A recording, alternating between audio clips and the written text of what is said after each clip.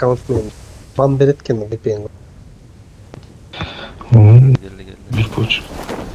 Adam köp diyor. Men de Çok uzaklaştırmışlar. короче, Хорош. да. Дела. Arabayı bir kullandım. Üçe teң өлүп кетти.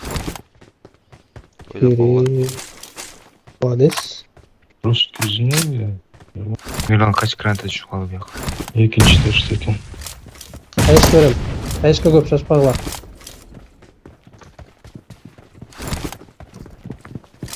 Bu konu çekil gitti. Öldü. Жака комнатага кирип кетти дальний. Bakışlarımız. Тили Лей. Скоро карма алып кирсе.